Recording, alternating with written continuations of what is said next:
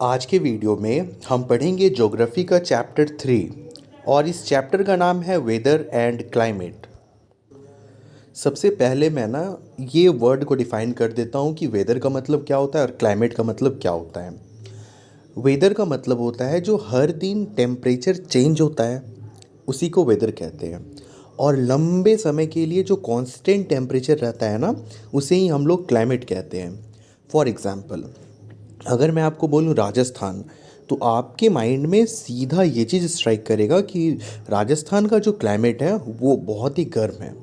पर मैं जैसे ही बोलूँगा जम्मू एंड कश्मीर, तो आपके माइंड में एक इमेज बनेगा जहाँ पर आपको ये दिखेगा कि पूरा बर्फ़ है और ठंड है। तो इससे हमें ये पता चला कि जो जम्मू एंड कश्मीर का जो क्लाइमेट है वो ठंड है और राजस्थान का क्लाइमेट वो गर्म है। वेयर एज वेदर जो होता है वो एवरीडे चेंज होता है। ठीक है। तो हाँ, आप ये चीज़ तो क्लियर है कि वेदर किसे कहते हैं, क्लाइमेट किसे कहते हैं। अभी फर्दर हम लोग और भी रीड करेंगे और मैं आपको ट्रांसलेट करके हिंदी में बताऊंगा, जिससे कि आपको हर एक चीज़ समझ में आ जाएगी। ठीक है, तो अब हम पढ़ाई करना स्टार्ट करते हैं लाइन बाय लाइन। आप पूरे चैप्टर को ध्यान से सुनना। First of all, we will see this table. Afterward, we will see line by line explanation. Okay. Weather. Weather refers to the condition of the atmosphere of a particular place over a short period of time. Weather जो होता है वो एक specific at place के लिए होता है और वो शॉर्ट पीरियड के लिए होता है। वेयर एज क्लाइमेट, तो climate is the average condition of the atmosphere calculated over a long period of 35 years और मोर। तो जो 35 ईयर्स का जो मतलब कांस्टेंट टेम्परेचर रहता है उसी को क्लाइमेट कहते हैं। It is highly dynamic, it may changes very quickly. जो वेदर होता है वो बहुत डायनेमिक होता है। डायनेमिक का मतलब वैसा चीज़ जो ईज़िली चेंज हो जाए, तो डायनेमिक होता और वो बहुत ईजिली चेंज होता। वेयर एज जो क्लाइमेट होता वो स्टेबल होता, अस्थिर होता। It is more stable and permanent in nature. Weather is determined over a small area. Weather जो होता है उसे डिटरमाइन करने के लिए स्मॉल एरिया चाहिए। Whereas climate data are calculated for a large area such as a state और a country. तो क्लाइमेट को कैलकुलेट करने के लिए, जानने के लिए एक स्टेट या फिर एक कंट्री की इतना वेदर का एवरेज निकाला जाता है। ठीक है, कि कितना ठंड है या कितना गर्म है। Weather influences the daily activity of the people over a local area.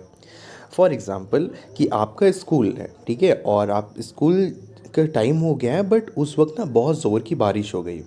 तो जब बारिश होगी तो ऐसा भी तो हो सकता है कि आपके स्कूल में रेनी डे का छुट्टी दे दें।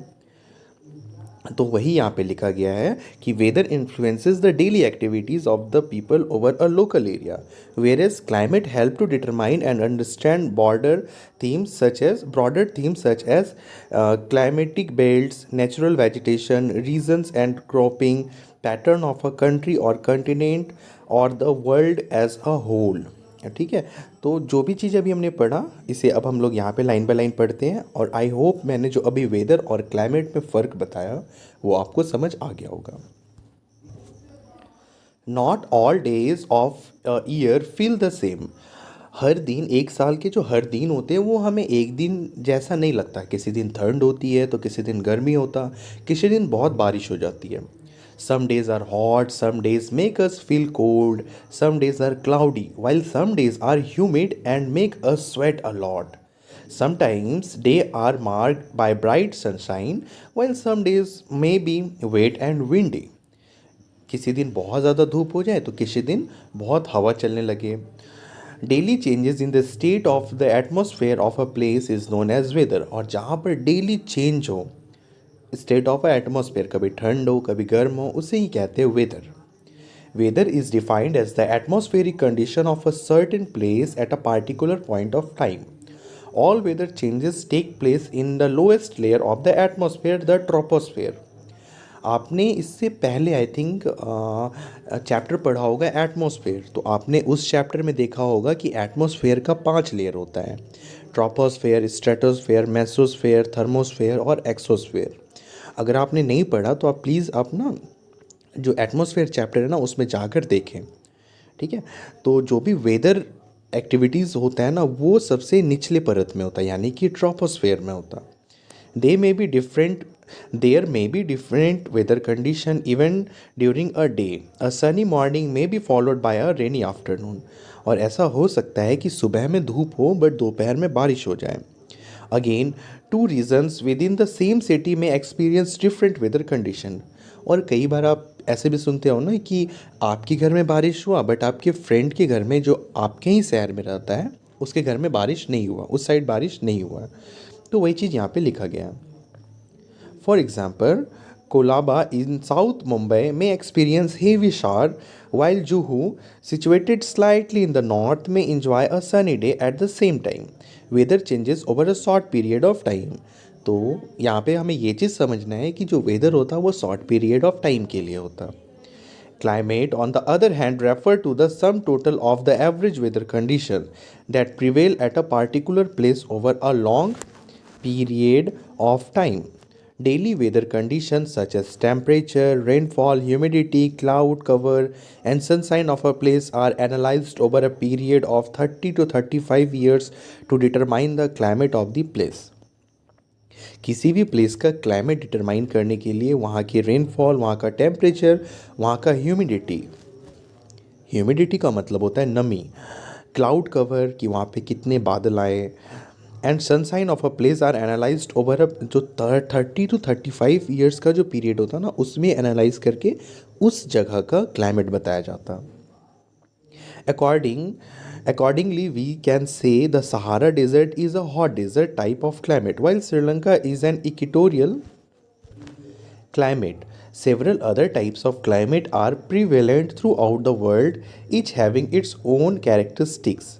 तो जो सहारा डेजर्ट है वहाँ का क्लाइमेट कैसा है? वहाँ का क्लाइमेट हॉट है क्योंकि वहाँ 365 डेज़ क्या होता, गर्मी होता. बट अगर आप श्रीलंका को देखोगे ना तो वो इक्वेटर पे आता है. इक्वेटर क्या होता?